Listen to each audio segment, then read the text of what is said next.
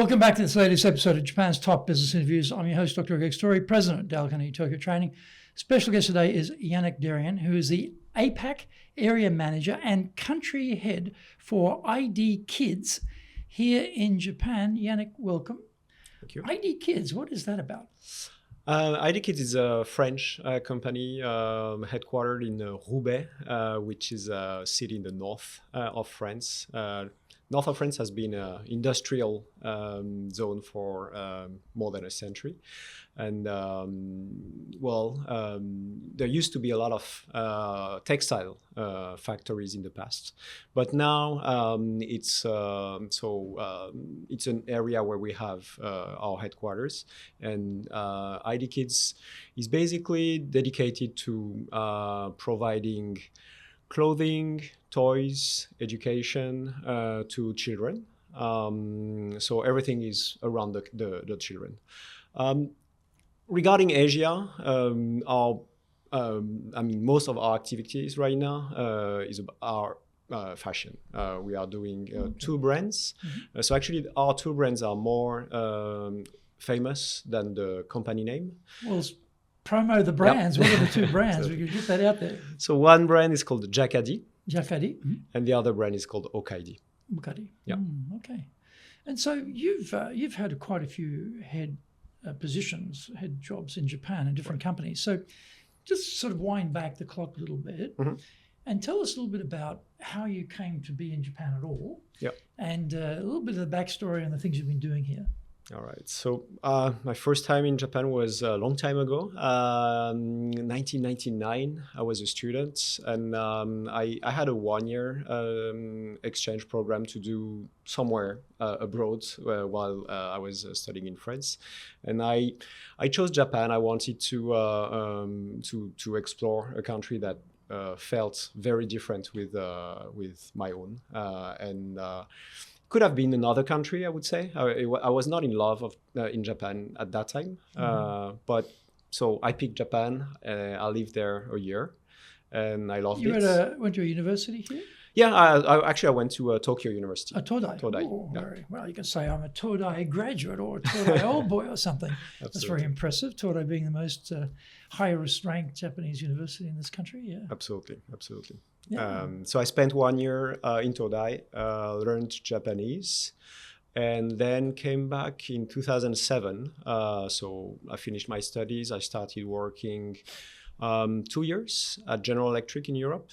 And then I was contacted by a French high jewelry brand to be their CEO in Japan.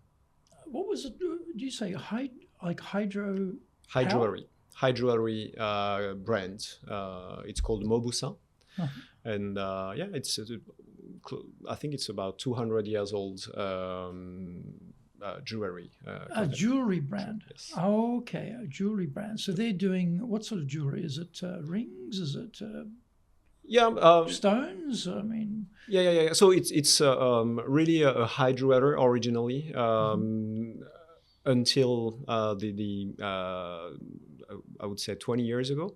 It was really I would say a niche brand or jewelry maker, targeting royalties. But around 2000... It's pretty niche. Yes. It's pretty niche. But as you know, in this category, you can have really high prices. Around about 20 years ago, it became a much more, how should I say, affordable brand and targeting the more regular people in France and in Japan. So how does a guy go from working for General Electric to become the president for Japan for a jewelry brand? That's quite a big difference, isn't it? True. I mean, it was the beginning of my career, so I was not yet totally. Well, how on earth did they find you? I mean, I wouldn't naturally go looking in General Electric for someone to be CEO of my jewelry brand in Japan. True. I was not connected directly to the president of Mauboussin at that time, but we had common connections, I would say. Mm-hmm. So networking Really? Helped him contact me. Oh. And actually, so he came to me. I don't know if it was really his intent, but basically asking me, okay, you know Japan, you have Japanese friends. Would you introduce someone who could be the CEO of my subsidiary in Japan? And you said, I know just the guy. The conversation went well, and like at the end it was like, well, why not you, Yannick? and I went to meet him, and he offered me the job. Wow, that's amazing, because your time here was as a student. Yep. You know nothing about business in Japan. Exactly. Your Japanese level after 1 year is going to be okay, yep. but probably not fluent at that stage. True. And that's quite a big jump to go from working in France, working in that different industry completely, to yep. being a jewelry brand, B2C brand in Japan is quite incredible. So that's amazing. Like, I'm sure there's a lot of people watching saying, hey, great, it's possible you can become the CEO of a company in Japan with a completely different career path. So when you got here, the brand already existed in Japan, yes. or they were going through distributors? Exactly. They were present with a distributor. And they had like a rep office here, or you started the rep office? I here? started the rep office here. Okay. Yes. So the distributor says, good, Yannick's turned up. Now we get some more help from the headquarters. This is good. I hope they're thinking like that. Or do they think, we don't need Yannick, we're doing a good job here, we've got it all covered? No, the timing was the president of Mauboussin was, I guess, unhappy about the distributor. He decided, so without meeting me or anything, he decided to go direct, establish his subsidiary. This was, what year was this? 2007. As I recall, my memory tells me that basically around about that time, there were quite a lot of, particularly European name brands, mm-hmm. who were going direct. They were saying, okay, we've been working through the big trading companies yep. for the distribution, but we don't feel we've got enough control of the brand. Yep. We don't think we get enough information on the clientele. We're going to open up our own staff in Japan with our own stores, our own staff, our own control, our own brand, everything, control of that. And there was a real trend because it started happening one after another. So I'm just wondering, it might have been part of that period of time where there was quite that big change, because previously they'd left everything to the distributors and then, didn't really know what was going on. And it was like, okay, now's the time. So yep. It could be part of that era of change, doesn't it? I think so. But to be honest, the distributor was actually, I would say, a Swiss-based distributor. So okay. I'm not sure how local they were. Yeah. Right, okay, right. Yep. So you turn up, the distributor's still distributing, or they'd already had that cut? They had that cut. All cut, okay. Yeah. So you come in, there's like no staff, no office, no nothing apart from the brands out there somewhere. So actually, the first days we spent quite a lot of time in the Ritz-Carlton hotel in Roppongi with the president of the brand, and had several meetings with the the department store people. Was Rico de Blanc was running the Ritz-Carlton at that time, I think, when he opened it, the Ritz-Carlton in Tokyo. So that was around that time, but around that time, right? I don't remember meet him. Okay. No. Great guy. Right. Yeah. Anyway, keep going. Sorry. So yeah, but actually, so the distributor transferred the stores and the staff to the new entity. Okay. And when I arrived, there was already an office with people. Okay. So basically transferred from the distributor. And I inherited that organization. How many stores did they have distribution in by that time? So at that time we had, I think it was 8 stores. Okay. And also around 30 doors, wholesale doors as well. Yes. So it's quite a big change, isn't it? I mean, you've never done retail. You're now running stores, with your own staff. You're doing distribution in Japan through wholesalers. Yep. My God, the learning curve on that, Yannick, must have been unbelievable. Yeah, the first 6 months were quite stressful, I would say. I bet. Heavy. I mean, that's and probably also for the team who'd been, I guess, inside the distributor. And it's interesting that they gave you the staff, because normally the staff would stay as part of the distributor, but they actually jumped ship and joined the brand. That's also quite interesting. How did that come out? Because normally the distributors say, well, they're our team. Yep. We're going to redeploy them somewhere else, as opposed to, well, please take our people who've been working in the stores. That's sort of interesting how that worked out too. In my experience, I've lived in further away in my experience. Another example of distribution switching from one distributor to another. I think it's quite typical that the store teams get transferred. They go, right? The stores, okay, you change the contracts, the people stay. And they have a loyalty to the brand. You need to make sure their conditions stay the same or are improved, so they sign the new contracts. But I agree with you. It's about the office people. Usually they have a stronger relationship with the distributor from the start. So you get to choose, okay, if you want to go with the new entity or not. And for Mauboussin, I think I would say it was half-half, because you have, let's say, headquarter functions like finance or HR, where it's usually common at the distributor level. And when you have a new entity, you need to also we hire new people. You need your own people, yeah. Yeah. And it's so interesting too. Like anybody entering this country running an organization, you don't get to choose who's in the team. And so, you're new to it. They're not new to it. Yes. You turn up, it's like, so let me see, you're from General Electric? You're my boss? So that must have been, we'll talk about that in a moment, about getting the team on side. But so how long are you doing that for?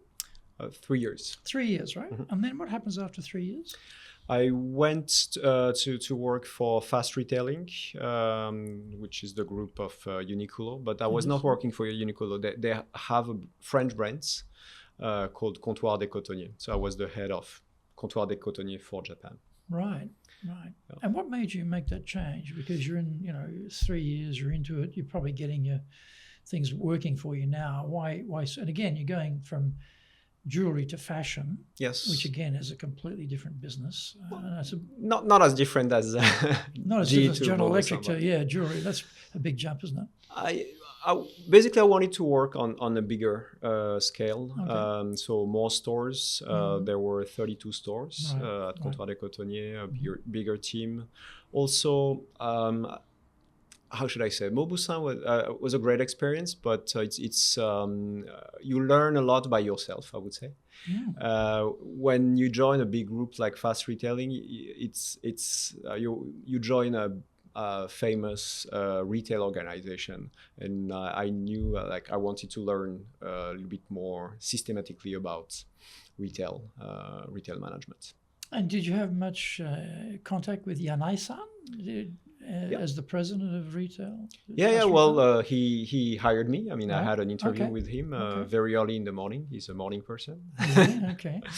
And I had a few meetings with him. When directly. You say early in the morning, are we talking early for French people, or are we talking 7 a.m.? 7 a.m. I think that's early for Japanese too. For an interview.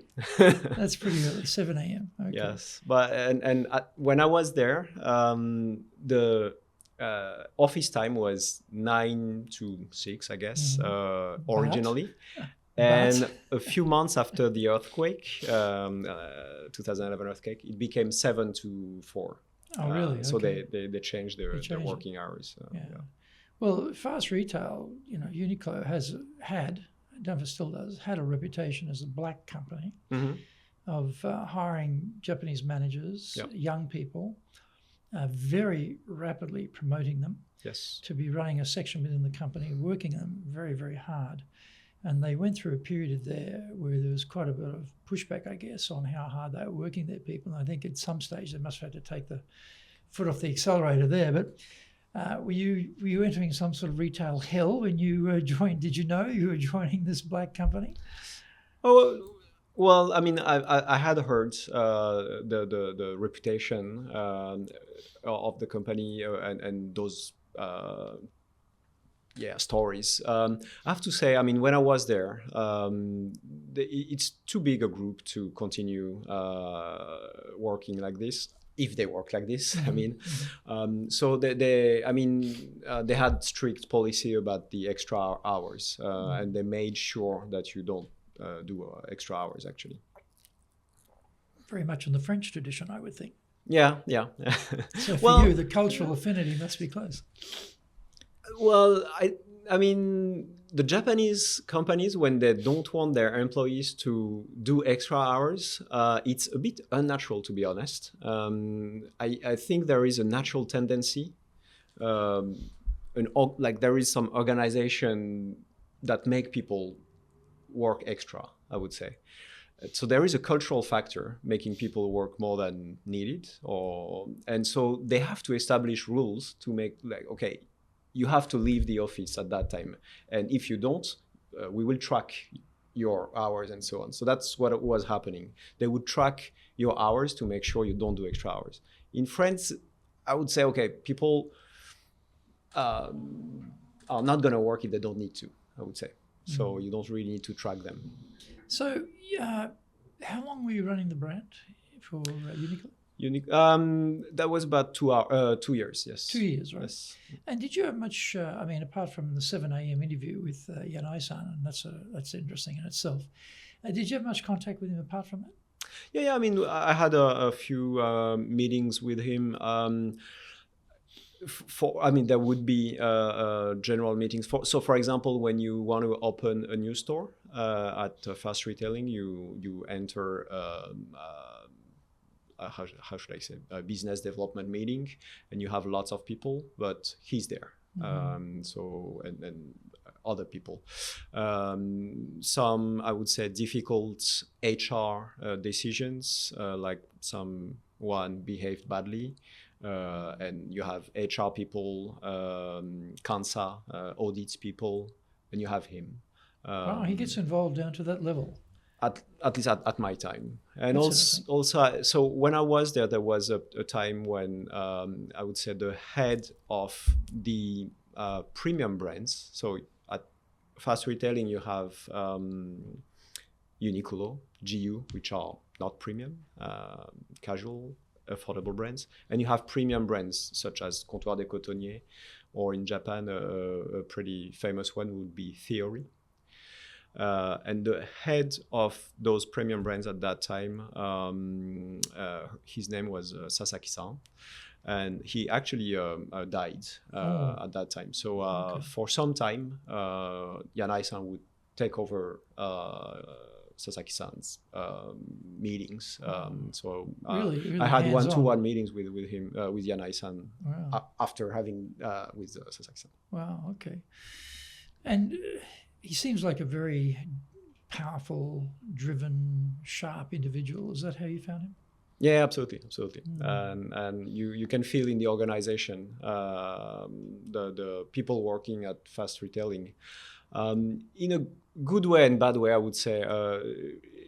You feel a little bit like an army working for a general, and Yanai-san is a general. Right. It's quite disciplined, and there is a lot of admiration for him in the organization. So successful, and he's a founder. So, yep. And so after that, where do you go? I went to Bluebell, which is a distribution company, and I was developing Pandora. So Pandora is a Danish brand,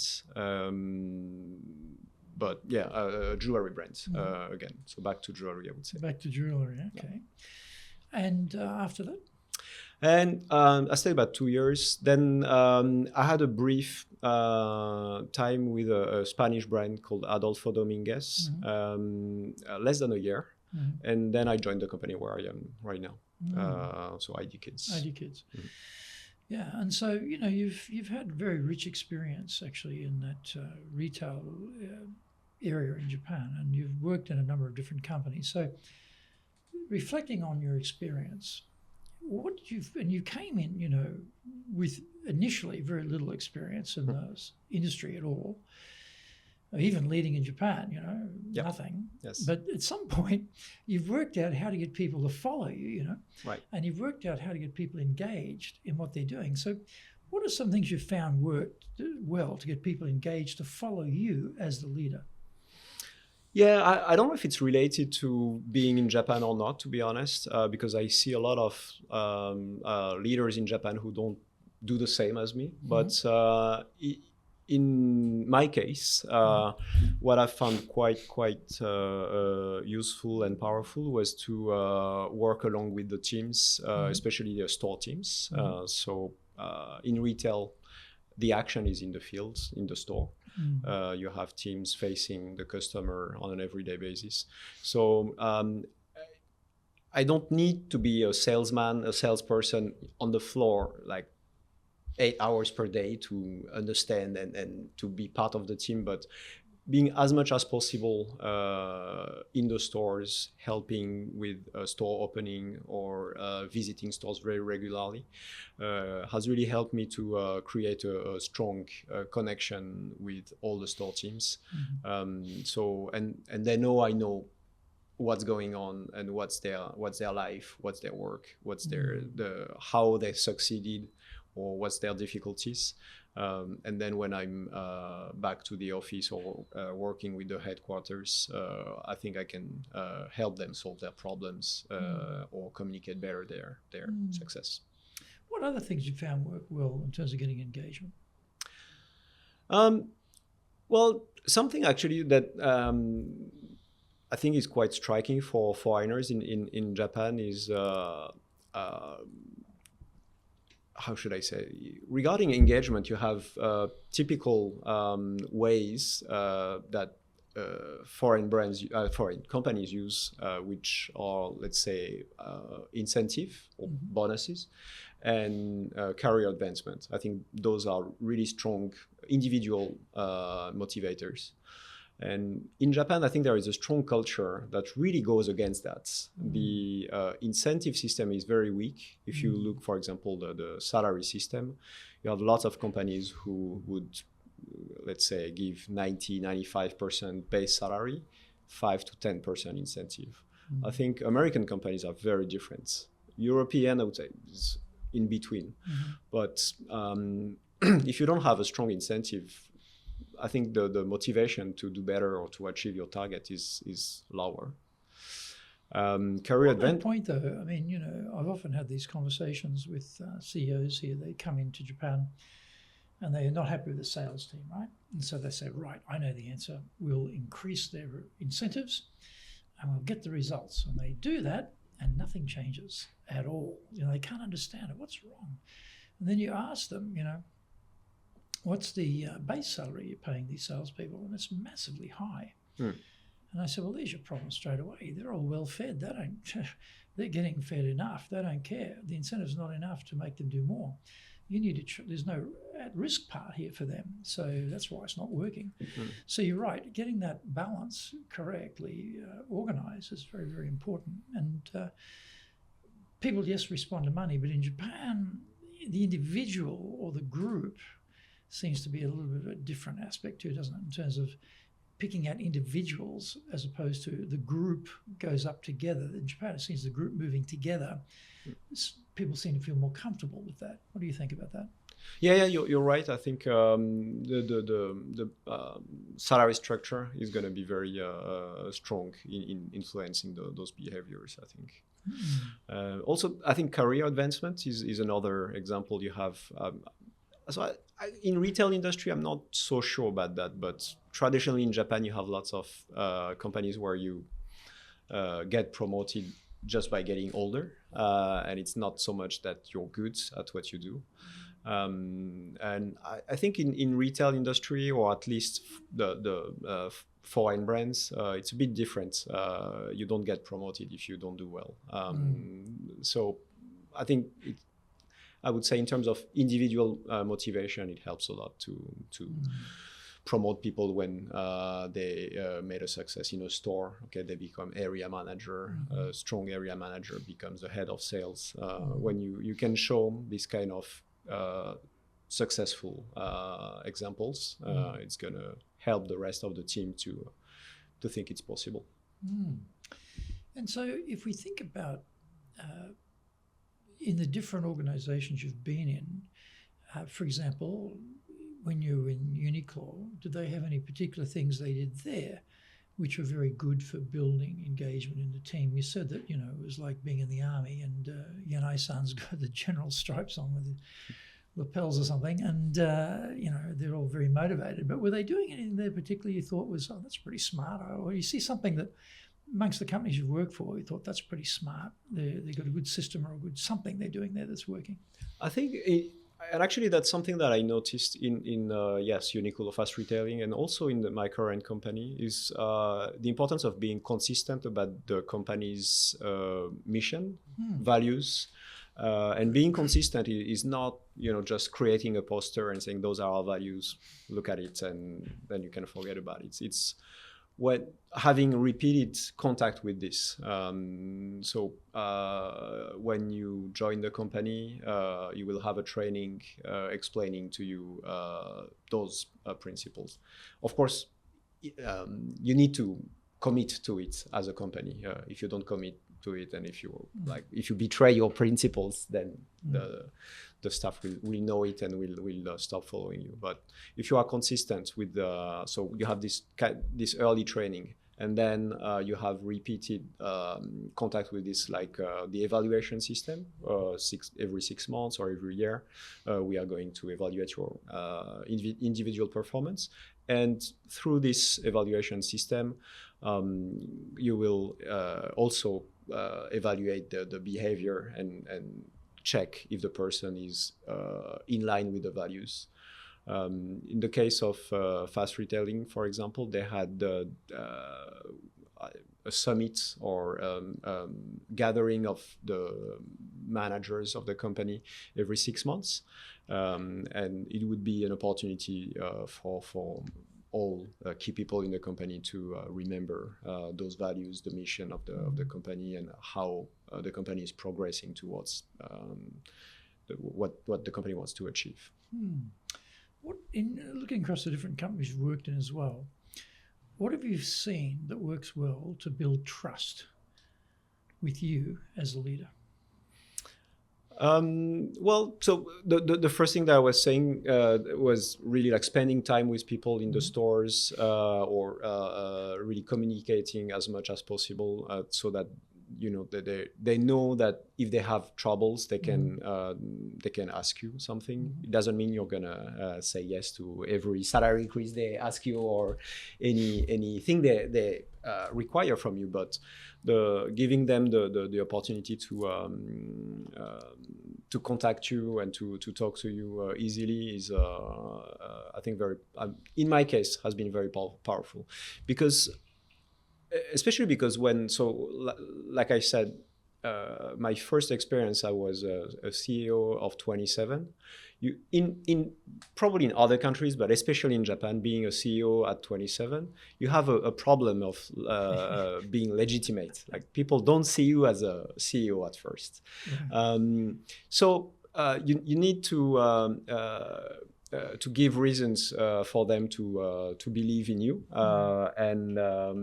So I would say the method of 40 or 50-year-old CEO in his office and keeping people at distance, which can be in the imagination of many people, I knew it would not work for me. So I wanted to be very present and a partner for my teams.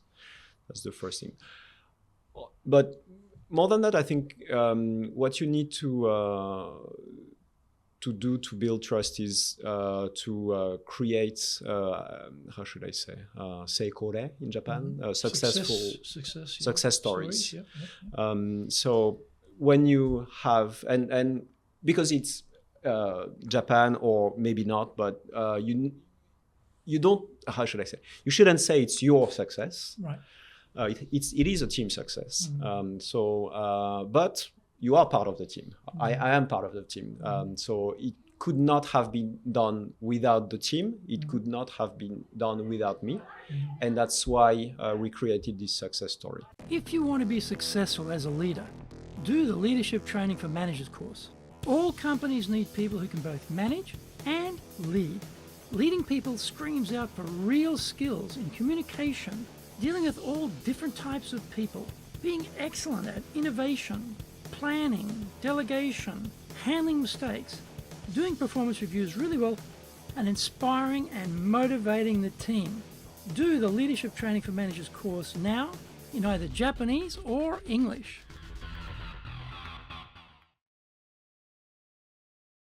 Are you doing business with Japan? Do you really know how things work? Japan Business Mastery provides the answers. Do you have the right networks and know how to create them? Do you know how to get on the same wavelength with Japanese buyers? Do you know what being trustworthy looks like from the Japanese perspective? Japan Business Mastery is based on more than 30 years experience in Japan and will become your go-to guide. Want to succeed in Japan? Buy Japan Business Mastery now. So you've actually got some broad experience across a number of companies, and you've seen many things, how they work with other leaders as well. But just thinking about what other things do you think have worked well for you to build trust with the team? So actually, what I'm going to say is I would say quite specific to Japan maybe. In Japan there is this concept of honne tatemae. Yep. So superficial reality and actual reality, tatemae being superficial and honne being the real thing. Yeah. Exactly. So when in Japan you in corporate life you often have a big meeting, board meeting, and your team is gathering, and that's very tatemae. The things that are happening in this meeting are, I would say, it's quite boring actually. You know what's going to happen from the start. So but it has to be done because it's almost like a bit of theatre. Yeah. Like a performance or something. Right. But it needs to be prepared by honne type of communication, so that you know that what's going to be announced or analyzed or shown during the meeting or the presentation is already approved, because in Japan you have a lot of how should I say, people are worried about people disagreeing, especially in a meeting. So publicly disagreeing with each other, yeah. So as a team manager, team leader, you're gonna need to make sure that this preparation has been well done by yourself or by your team before. This is nemawashi, right? So you're doing the rounds of people and sort of harmonizing what we're going to do and how we're going to do it before the meeting. Right. So it's really a rubber stamp on the meeting when you actually get into the room, because it's already been decided informally, and accommodating people's views or altering things, adjusting things to make sure everyone's happy. So yeah, it's a very different way to what we do. I'm sure in France you'd get in the room and you'd battle it out and debate and and fight it out and then get a decision, and then away you go. So it's quite a different approach, isn't it? Absolutely. And sometimes when I would say you have the both sides, you work with a European headquarter and you have a Japanese team, you need to change hats quite easily. Yeah, because if you well, although I wonder about that though, because with how work business has changed to become a lot more collaborative. In the old days, it was very siloed and hierarchical.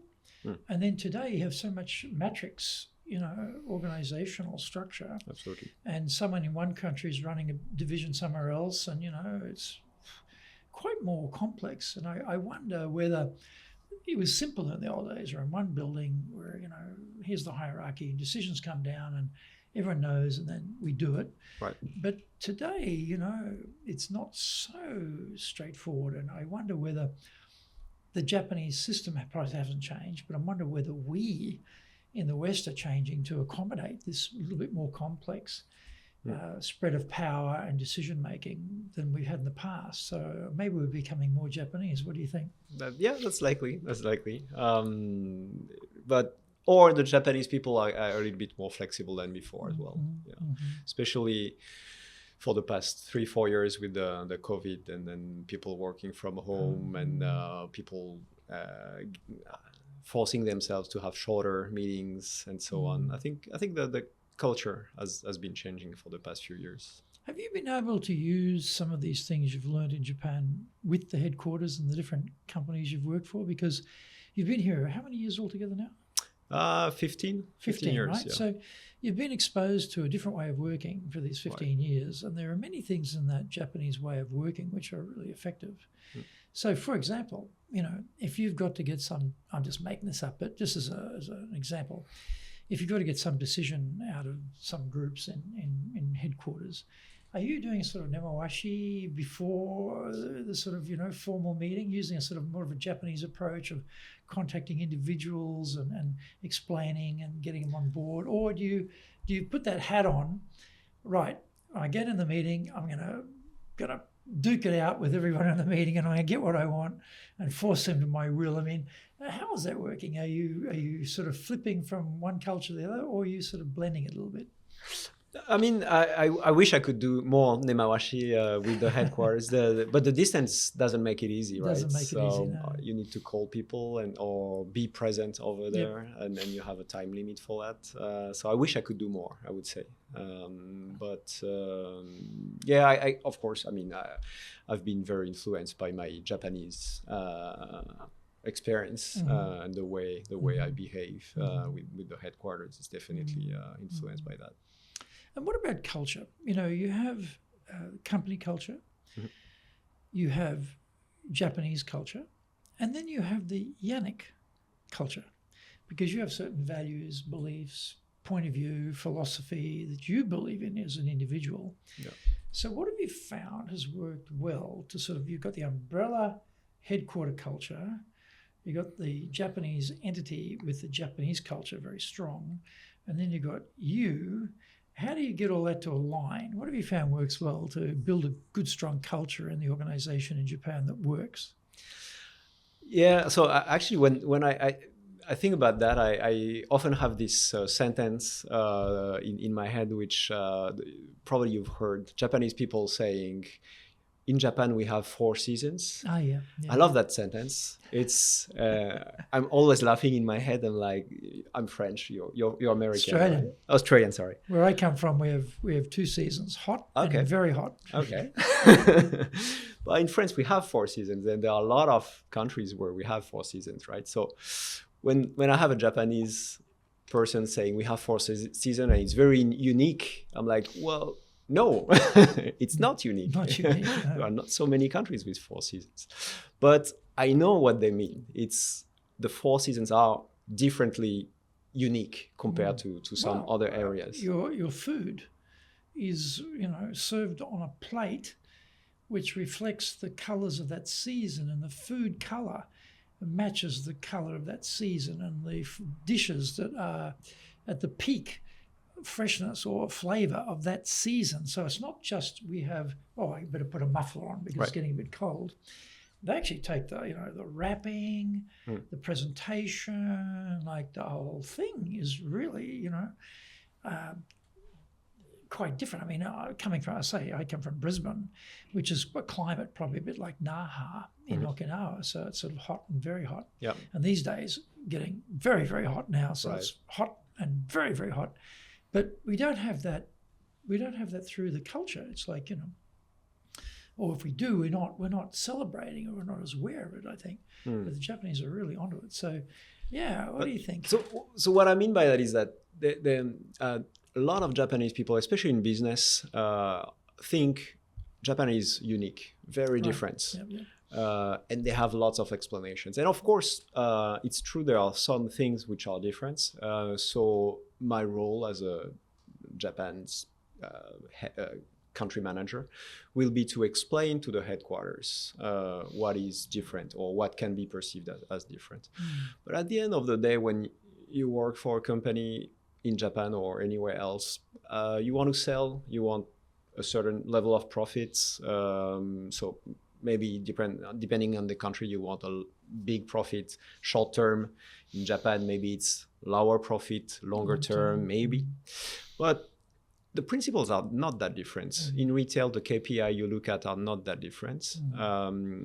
Although I've been told that in the luxury goods area for boutique sales and this type of thing, brands, that when they do the post-purchase surveys of the Japanese customers, the scores are dramatically lower than the same in-store sales in, New York or Paris or London or some other major city, to the point that they couldn't compare anymore, the service quantity levels, or quality levels, I should say, that they actually found they had to add, and I've been told, like a 30% premium to the Japanese scores to get some sort of relativity with the other major, centers around the world, which I found, wow, that makes sense, because Japanese are very conservative when they're doing, scoring, be it engagement scores inside companies or shopping experience scores. So, yeah, that's a major difference, I would think. And I mean, what I feel is really true about this uniqueness of Japanese people is about the quality expectation. They have a very high expectation in terms of quality. Yeah. So picky, I would say they're very picky. They expect the best product, they expect the best service. So if they are disappointed, they are very disappointed. Yeah. And they complain too. Yes. And in our industry, it's a big constraint. I mean, the quality check process is much more complex than in other countries. Yes. So coming back to culture, what have you found works well to build a culture? So, I feel it's really important to, let's say, hear, let's say, the Japanese side. So if you're speaking with a Japanese partner, department store, shopping mall, they will explain what is so unique about them. And you want to show you are respectful of this. But at the same time, they see you as you're a foreign brand coming to Japan. So in a way, they want your non-Japanese side, right? Yes, so different. You're going to need to have both messages and making the best of it, I would say. Some of your experience, and many years in Japan, you'll have a lot of information from headquarters. You speak perfect English, you're a French speaker. You can access a broad range of information compared to the average Japanese person, I would think. Plus your experience, right? So when you add all that together, often when we're leaders, we can be powerful generators of ideas for the organization. One of the dangers of that is we find we're the only one generating the ideas because we're just swamping everybody else with our ideas. What have you found has worked well over the years you've been here to get ideas from the bottom up, to get ideas from the team? What works well to do that? And it's not easy at first. At first, that's I have to say. But so I think it's important to explain that you want to create this kind of innovative ideas, and that you want those ideas to come from your team. I think their common expectation is that they don't have to do it. I would say they don't have to express new ideas, which is interesting. Why do you think that is the case? Because in most organizations, my experience anyway, you'd be expected to come up with ideas. You'd be expected to be thinking innovation for the company. You'd be expected to come up with different ways of doing things as part of your promotion or your journey through the business. That's how you get noticed. Oh, came up with a great idea, new innovation here, different way of doing things over there. Well, keep an eye on that person. There's someone we could promote. Why do you think that is not thought to be an expectation in Japan? I think they have this culture of avoiding risk. Right. So it's more comfortable to not innovate, I would say. Keep your mouth shut. Yeah. But having said that, I mean, there has been a lot of innovations coming from Japanese companies. So Kaizen here is incredible, right? Absolutely. So it's definitely not something that is killing innovation in Japan. But I think you need probably to create an environment and say, okay, we are going to have a session to generate new ideas. Or it has to be, I would say, officially explained to the teams that you expect something from them. And you make a point there too about the fear is the fear of failure, isn't it? Yes. If I innovate or if I try something new and it falls flat, it's going to come back on me. So rather than take that additional step and get something in a gain, I'm worried about a loss. So the best thing for me to do is keep my mouth shut and don't help the company gain, because I protect myself. So what have you found works well in the environment to create a situation where people are prepared to take that risk of innovation, try stuff? Because innovation by its very nature is messy. And a lot of things don't work. You try things, it doesn't work, and you go, well, this didn't work, we'll try. But in our culture, that's a plus, because we think, oh, it's learning. Now we know. We tried it, didn't work. No one loses their job unless it's something really horrendous usually. But we have that idea of messiness and failure as part of the learning process. So it's sort of accepted. But in Japan, no, I don't have anything with failure attached to my name. So I'll hold my stuff in reserve. What do you do to get around that? Maybe one technique is to, let's say, get the idea from your staff, your team, and implement yourself. So basically, you are taking the responsibility. Oh, we take the accountability. Yes.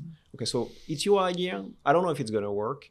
You're afraid that it's not going to work. But if I think it's a good idea, then I'm going to implement it. And if we fail, it's going to be my responsibility. That's, I would say. And what happens if we succeed? And then it's a team. It's a team success, of course. Team did well. Yes, okay, absolutely. Yeah. Thanks for the idea, and we did it all together. Yeah. Well, And what about if someone called you up? Hey, Yannick, I got this big job in Japan. I'm sending me over there to run the organization. Yannick, you've been there for 15 years. I don't know anything about Japan. I don't speak Japanese. How can I be successful there? What advice would you give them? Yeah, so that's not an easy question, because the first tip I would say is learn Japanese. Right. Why is that? I have to say, okay, so of course I've seen people coming, expat people coming for 2-3 years periods. If they have a strong team, they might succeed. If they are here for 2-3 years, yes, they are not going to learn Japanese. If you're a high-level executive, 2 or 3 years is not enough to learn properly the language. So it's easy to say, but definitely not easy to do. But in my experience, it's so helpful to communicate with everybody in their language. And I've seen many examples of, I would say, people in between you and your team who speak good English, but I would say who lack other skills than English. So they can speak English, but they are hiding a lot of problems. They're like one specialty technician. Right. Yeah. And that's a problem too, isn't it? It's a natural thing that if you're not able to speak the language and there's someone who can speak your language, you rely on them maybe too much, and you trust them maybe too much. And, you're getting their view, but maybe not the organizational view. So your exposure to what's actually going on is being filtered through one voice. And often the people around them think, well, they're just the English speaker. They're a nobody in this organization, right? They're way down the totem pole, but they've got the boss's ear. And that can it's a very delicate dance, that, isn't it? Yes. Second tip is, I would say, is about the, how should I say, the patience. And that's something maybe I should have told before, about the uniqueness of Japan is the pace of business. Is considered, is usually seen as slow by many Western people, I would say. And I think lots of people have heard that, but with a Japanese company, like before you sign a contract, you have a very, very long process. But once it's signed, it goes smoothly. If you're with an American or French company, you might sign quickly, but then you have lots of problems from the start that you might make the deal fail. So it's not necessarily a negative thing that things go slowly in Japan, but it's quite frustrating for many Western executives. It's very hard to explain to headquarters too. Yes. Yannick, what's going on over there? Why is it taking so long? Why can't you do this? You should be faster. Yes. Don't you know our plan, our strategy relies on this in Japan? Absolutely. Yeah, and it's very hard to explain to headquarters. Well, actually, don't give me that Japan excuse, Yannick. You get the results is usually what you get told, right? Absolutely. Yeah. What else would you tell someone who is going to be sent here to run the organization? So, yeah, I mean, back to what I was saying about this honne tatemae, and really, I think that's something that is probably not so easy to master for people who are new to Japan. But okay, you need to understand that a lot of things are said because they need to be said. It doesn't mean they have no value. They are important, but you're gonna need to really go deep. Speak with lots of people to understand if people are really going to follow you. I've seen a lot of examples where I would say you give a direction, you give an order, let's say, and people say, yes, I will do it, no problem, because they need to. But they do not believe in it at all. And the progress is microscopically slow. Exactly. And so in lots of cases, when you have people who are not convinced, things are not going to happen. Well, I often think that, in Japan, a lot of things, it's like a situational logic as opposed to an ideological approach. Like we in the West tend to be quite ideological about things. This is our values or our principles, and this is how it works.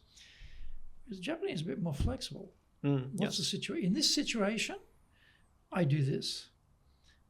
But in this situation, I do that. And they're ideologically opposed. Whereas for us, this is our ideology. We're going to do this regardless of what the situation is changing, right? So I think we can be, in that sense, maybe it's hard sometimes to understand why someone is telling you something and then it proves that there's something else going on. It's like, hang on, they're lying to me. But from their point of view, they don't see it like that. In that situation, this is what I should have said.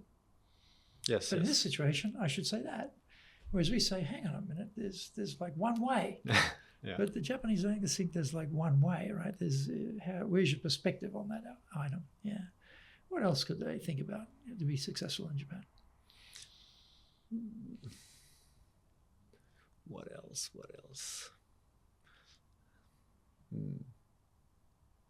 If Yanai-san was going to give advice to somebody, did he give you any advice when you joined about how to be successful in Japan?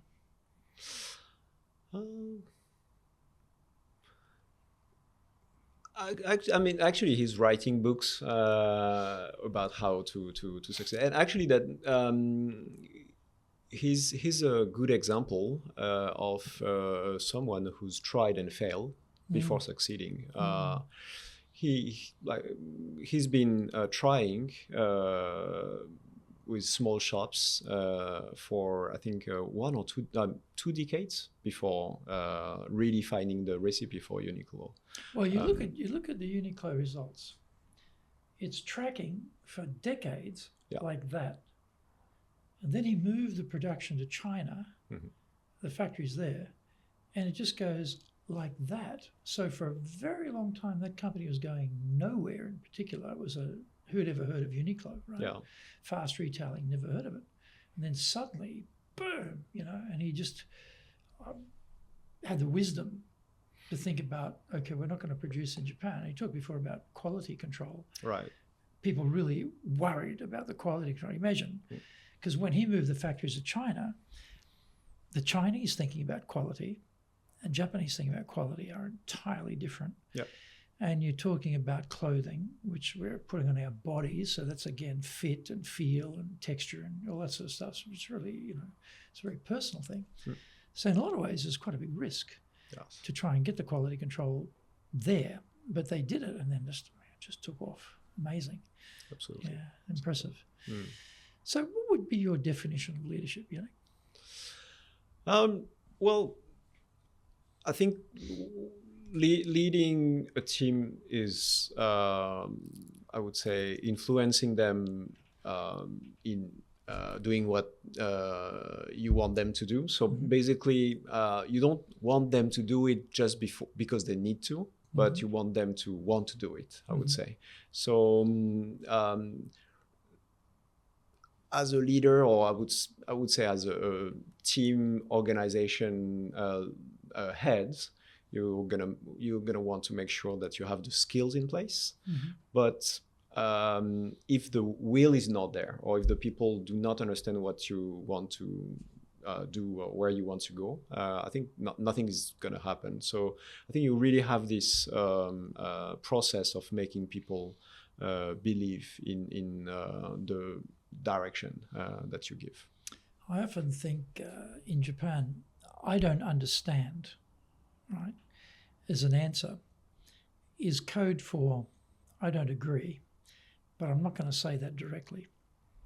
So you've told me to do something, I don't agree with it, so I'm just not going to do it.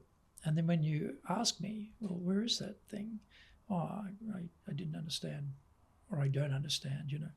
So that's always something. Whenever I hear I don't understand, I interpret that as I disagree with you, you know, but you're not going to be so direct and tell me that. So right. That's something to keep in mind too, isn't it? Is there anything else we haven't touched on so far, Yannick, would you like to add to about leading in Japan?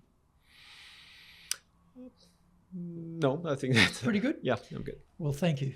Fascinating. Thank you for sharing your experience with Yanai-san. He's such a legend here.